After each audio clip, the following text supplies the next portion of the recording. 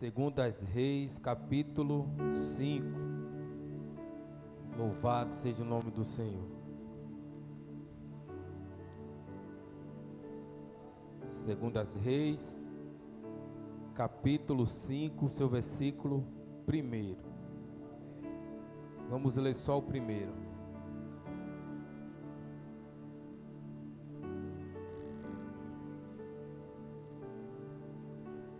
Segundas Reis, capítulo 5, versículo 1. Amém? Vamos ler para ganharmos tempos. Já é 8h20. Naamã, comandante do exército do rei da Síria, era grande homem diante do seu senhor, e de muito conceito, porque ele, o Senhor, dera vitória à Síria. Era ele herói de guerra, porém leproso. Amém? Até aqui pode se acertar em nome de Jesus. Louvado seja o nome do Senhor. Uma palavra bastante conhecida a todos nós. Já lemos esta palavra, já vimos alguém pregar sobre Naamã, sobre um homem poderoso, comandante de um exército, o homem que o seu Senhor ajudava ele em todas as guerras. Mas hoje nós vamos falar não só de Naamã, mas de outros personagens que se encontra aqui neste livro de 2 Reis, capítulo 5, como a esposa de Naamã, a menina que veio cativa para a casa de Naamã, o servo que perguntou para Naamã se porventura fosse algo tão difícil para ele fazer, se ele não faria, de Geazim, o ajudante, e de Eliseu, o profeta que estava lá em Israel, só esperando Naamã tomar uma decisão. Louvado seja o nome do Senhor. A palavra do Senhor vem nos dizer que Naamã era o rei, era o chefe do exército do rei da Síria, o homem que tinha várias pessoas ao seu comando, homem que direcionava um exército para enfrentar vários outros exércitos de guerra. E a palavra do Senhor vem nos dizer que ele era um homem que vencia as guerras, porque o seu Senhor ajudava ele a vencer. O homem que tinha uma patente muito grande, o homem talvez que passava pela sua cidade, um homem de respeito, o homem que quando passava as pessoas diziam: olha, este homem é um general, este homem ele vence várias guerras. Mas a palavra do Senhor também vem nos dizer que ele era leproso. Existia uma lepra naquele homem, ao qual muitas pessoas não viam, porque certamente ele andava com a sua roupa, certamente ele andava com a sua roupa e as pessoas não conseguiam ver a lepra que estava naquele homem. Mas na história existe uma mulher, a esposa de Naamã, que é anônima, não tem nome. A Bíblia não relata o nome daquela mulher, mas aquela mulher estava ali a interceder pela vida do general do exército da Síria, chamado Naamã. Aquela mulher intercedia. Talvez quando aquele homem chegava das suas batalhas, talvez quando aquele homem chegava lá onde ele estava, e chegava em casa triste, cabisbaixo, porque quando ele tirava a sua roupa, ele via a lepra que estava no corpo dele, a lepra que ninguém poderia ver, só ele e Deus. E aquela mulher intercedendo, sabia que se ela intercedesse pela vida daquele homem, talvez em oração, talvez em buscando o Deus que eles serviam, porque eles não serviam ainda a Deus, eles serviam a Deus de Baal, eles serviam a Deus Rimon, ele não servia a Deus, ao qual Deus que Eliseu servia, ao qual nós também servimos. Mas ela tinha a esperança daquele homem ser curado. Mas observe que Deus, ele não faz nada em vão. Tudo tem um propósito. Agora Deus permite que esse exército da Síria fosse até Israel para combater contra o exército de Israel. Deus agora permite trazer uma menina anônima, a qual ninguém conhecia essa menina. Pega esta criança no meio da sua família, no meio da sua cidade, da sua parentela, e leva para a Síria. E aquela menina agora fica na casa de Naamã. Talvez essa mulher orando para seus deuses, deuses estranhos, mas o nosso Deus é um Deus que ouve orações. Talvez Deus dissesse assim: não, eu vou permitir que esta menina vá para a casa de Naamã, porque com aquele homem eu tenho um grande propósito, com aquele homem eu tenho um grande favor em que salvar aquela alma. Quando nós dizemos Deus, ele tem um plano de salvação na sua vida. Talvez Deus dissesse: eu tenho um plano de salvação na vida deste homem chamado Naamã. Mas para ele ser salvo, ele terá que ser liberto desta lepra. E para mim e para você ser salvo, nós temos que ser libertos das lepras internas que há dentro de mim e dentro de você. Nós temos que se permitir ser curado. Nós temos que se permitir ser liberto, assim como Naamã se permitiu. Agora aquela menina anônima está ali fazendo os seus afazeres de casa, doméstico, lavando o prato, varrendo a casa, arrumando a casa da sua senhora. E aquela menina ouve a sua senhora orando, ou talvez pedindo para que Deus viesse curar o seu esposo. E aquela menina diz para aquela mulher: talvez, se o meu Senhor conhecesse o profeta que está lá em Israel, ele seria curado desta lepra. E ela fala para aquela mulher com toda a convicção, com toda a certeza, que se ele fosse até o profeta, ele seria curado. E aquela mulher chega para Naamã e diz: olha, Naamã, essa menina que está aqui na nossa casa, essa menina que você trouxe cativa, essa menina que está aqui nos ajudando-nos a fazer, ela diz que se você conhecesse o profeta que está lá em Israel, você seria curado. Mas aquele homem crédulo, aquele homem que não acreditou na palavra da menina, aquele homem que não acreditou na palavra da esposa, agora ele vai até o rei e diz: olha, rei, faz uma carta para o rei de Israel, dizendo que eu vou lá para ele me curar da minha lepra. Só que o rei da Síria disse: se eu mandar esta carta, com certeza eles vão dizer que eu estou querendo guerrear novamente com ele. Mas mesmo assim o rei da Síria manda esta carta para o rei de Israel, dizendo que ia levar roupa de linhos finos, dizendo que ia levar dinheiro, ia levar tudo o que eles precisavam. E quando esta carta chega na mão do rei de Israel, que ele lê a carta, ele diz: porventura sou eu Deus para curar alguém? Só que o profeta estava atrás deste homem, e o profeta disse: olha, rei, não precisa ficar se preocupado, manda ele vir até a mim, que ele vai saber que em Israel existe um profeta de Deus. Manda ele vir até a mim, que ele vai sair daqui curado. E quando o rei pede para o rei da Síria avisar a Naamã para ir até a casa, até o reinado de Israel, ele vai. Ele vai imaginando que ele seria bem recebido. Ele vai imaginando que quando ele chegasse perto da casa do profeta Eliseu, Eliseu ia sair, ia dizer algo a ele.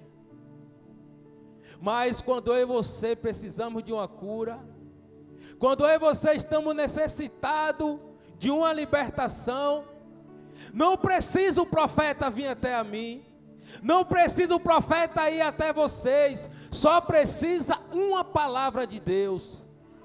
Mas aquele homem era incrédulo, aquele homem não acreditava, e quando ele chega perto da casa do profeta Eliseu, Eliseu já sondando e conhecendo, diz: olha, Geazi, vai, e avisa para ele, dá 7 mergulhos no Rio Jordão, pede para ele descer 7 vezes, e quando ele descer, a lepra dele será curada, e ele vai ficar como uma criança, com a pele alva como uma criança. E a palavra do Senhor vem nos dizer que aquele homem fica revoltado, aquele homem fica de um jeito dizendo: olha, quem ele pensa que é? E muitas das vezes é eu e você. Quem ele pensa que é? Eu saio lá do rei da Síria para vir para cá, e quando chega aqui ele nem sai para falar comigo. Eu pensava que ele ia sair, ia estender as suas mãos sobre a minha vida, ia profetizar, ia ficar limpo dessa lepra. Porventura, lá em Damasco não tem rio melhores do que esse daqui? Então eu não vou me banhar nesse rio não, eu vou voltar para a minha terra. Aí ele volta murmurando, ele volta reclamando. Aí Deus agora vai usar mais um anônimo. Deus não vai usar aquelas pessoas que nós achamos que vai usar, Deus vai usar para falar comigo e com você. Muitas das vezes Deus vai agir na simplicidade, vai usar aquela pessoa que a gente nem imagina e não dá crédito que poderia falar comigo e com você. Aí Deus pega mais um anônimo, aquele que estava seguindo a ele de segurança, e disse: meu Senhor, porventura, meu Senhor, se fosse alguém, mandasse o Senhor fazer algo mais difícil, porventura o Senhor não faria? E uma coisa tão simples que o profeta disse: vai até o rio e mergulha 7 vezes. Aí ele veio entender. Aí agora ele veio entender que ele deveria obedecer a voz do homem de Deus. Agora ele veio entender que se ele não fosse tomar e mergulhar no rio ao qual o rei tinha profetizado para ele ir, ele não seria curado da lepra. E agora ele vai, junto com os seus serviçais, junto com os seus comandados, para ir para o Rio Jordão. E ele vai. E quando ele chega no Rio Jordão, à beira do rio, ele tira a sua roupa, a sua armadura.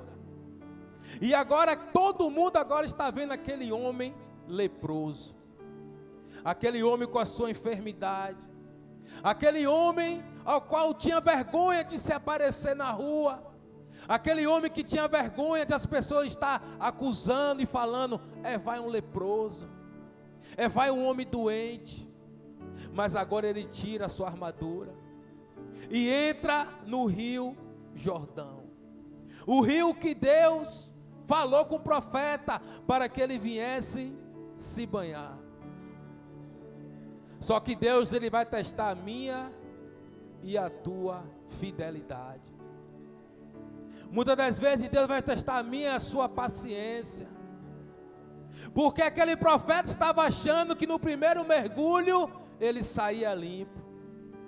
Talvez aquele homem estava pensando que seria só um mergulho: eu vou mergulhar e quando eu levantar, eu estou limpo.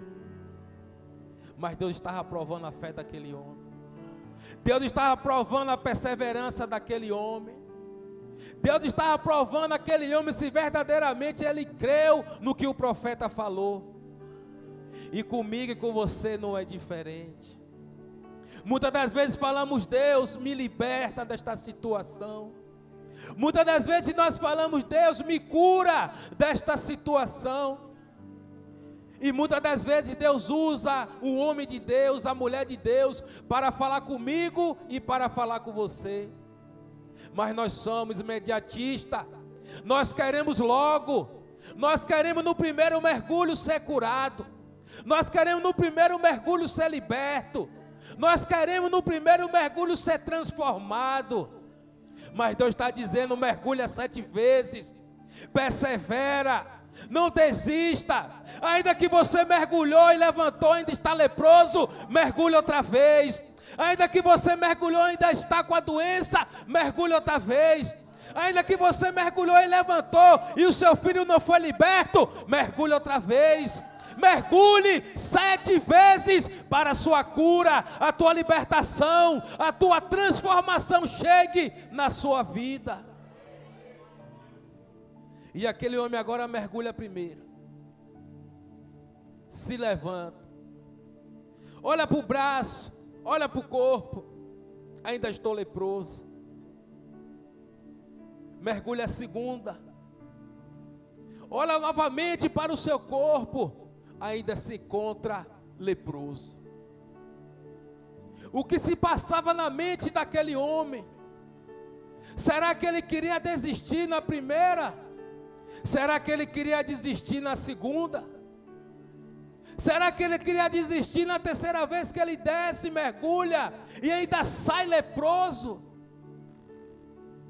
Mas ele nos ensina nesta noite: obedeça à voz do homem de Deus. Se o profeta disse a ele: mergulhe 7 vezes. Se o profeta disse a ele: mergulhe 7 vezes, e quando você levantar, você será curado. A sua pele vai estar como a pele de uma criança, limpa, sem mancha. E você verá que existe profeta em Israel. E ele mergulha a primeira, deixa ali a prepotência. Ele mergulha a segunda, deixa ali o seu orgulho. Ele mergulha a terceira e vai deixando tudo que desagrada a Deus. Ele mergulha a quarta e tudo que desagrada ao Senhor vai saindo daquele homem. Ele mergulha a quinta, ele mergulha a sexta, e quando ele mergulha a 7ª vez, tudo que desagradava ao Senhor sai da vida daquele homem. E quando ele se levanta das águas, aquele homem vê o milagre que Deus fez na vida dele. E aquele homem agora começa a ficar maravilhado. Aquele homem agora diz: não, nós temos que voltar à casa do profeta. Nós temos que voltar para a casa dele, para ele saber que Deus é Deus. E ele agora pega o seu exército e volta novamente para a casa do profeta. Agora veja, igreja, a diferença. Da primeira vez que ele foi na casa do profeta, o profeta nem saiu de casa mesmo. Ele disse: vai lá, Geazi, diz a ele para mergulhar 7 vezes no rio. E ele ficou perturbado. Mas na segunda vez, quando aquele homem volta para a casa do profeta, o profeta sai para falar com ele. Quando aquele homem volta curado, limpo, quando aquele homem volta entendido que só Deus poderia salvar ele, quando aquele homem volta sabendo que o Deus que ele servia não poderia curar, não poderia transformar, não poderia salvar, aí o profeta sai. E agora ele diz: olha, a partir de hoje servirei o Deus de Israel. A partir de hoje não me prostrarei mais diante de imagem. A partir de hoje não adorarei mais falsos deuses, porque ele dizendo: eu sirvo ao rei Rimon. mas eu sou o general de guerra. Eu sou o homem que acompanha o meu Senhor. Se porventura o Senhor veio lá naquele lugar, eu não estou ali para adorar falsos deuses, eu não estou ali para agradar homens, mas eu tenho que estar porque eu sou o rei e tenho que fazer segurança para o rei. Eu sou o homem de Deus, o homem general, e tenho que fazer segurança para aquele homem. E ele ainda diz mais: olha, deixa eu levar uma quantidade desta areia, da areia desta terra, porque agora me prostrarei diante do Deus de Israel, agora me prostrarei diante do Deus vivo, o Deus que pode todas as coisas, o Deus que salva, o Deus que liberta, o Deus que transforma, o Deus que tira o filho do tráfico, o Deus que tira a filha da prostituição, o Deus que faz o cego enxergar, o Deus que faz o surdo ouvir, o mudo falar. É esse Deus, igreja, que nós servimos. É esse Deus vivo, Deus poderoso. Aí o profeta diz: vai em paz. E ele diz: olha, fica com a riqueza que eu trouxe. Fica, eu trouxe várias coisas para te abençoar. O profeta diz: não quero nada que você trouxe. Pode levar tudo de volta. Ou seja, ele estava dizendo: para mim, para Deus me usar, não precisa você me pagar nada. Para Deus mandar você descer no rio, não foi por causa do que você trazia, não, foi porque Deus tinha um plano na sua vida. Só que existe neste livro um homem chamado Geazim, o homem que tinha tudo para ser um profeta, o homem que tinha tudo para herdar o que Eliseu herdou de Elias, o conhecimento, dupla honra, mas ele se deixou levar pela riqueza, ele se deixou levar pelos pratos, por aquilo que os olhos dele viram. E quando aquele homem volta, Geazim, sabendo que Eliseu não queria nada que ele trouxe, ele vai. Cuidado, igreja. Cuidado. Porque ninguém falou a Eliseu, senão Deus, sobre o que Geazim tinha feito. Muitas das vezes escondemos e pecamos. Muitas das vezes se trancamos no nosso quarto e pecamos. Muitas das vezes fazemos coisas que desagradam ao Senhor, achando que o pastor não vai saber, os irmãos não vão saber. Não precisa o pastor saber, não, igreja. Só precisa aquele pastor lá de cima saber. E aí ele revela. Quando aquele homem vai até Naamã e diz: olha, o profeta ele se equivocou. Ele pediu para te procurar, que ele se equivocou, ele quer tudo que o Senhor estava dando para ele. Naamã não tinha nada a perder, disse: não, leve, pode levar, entrega ao profeta. Aí vai aquele ajudante, todo feliz, não sabendo o que estava por esperar, não sabendo ele o que iria acontecer sobre a vida dele e sobre a geração que estava sobre ele. Cuidado. Muitas das vezes o meu e o seu pecado pode ocorrer também e pegar em nossa geração. Cuidado, igreja. E aí ele volta. Está o profeta lá na dele, conversando com Deus. E Geazim passou pelas costas, achando que o profeta não ia saber. E o profeta diz: Geazim, aonde você estava? Geazim, você foi até Naamã pegar o que você não deveria pegar. Talvez ele tenha tomado susto. Será? Como é que o senhor sabe? Deus revela. Sabe, Geazi, aquela lepra que estava em Naamã, agora vai estar em você e na sua geração. A palavra do Senhor diz que imediatamente a pele de Geazi começa a ficar leprosa.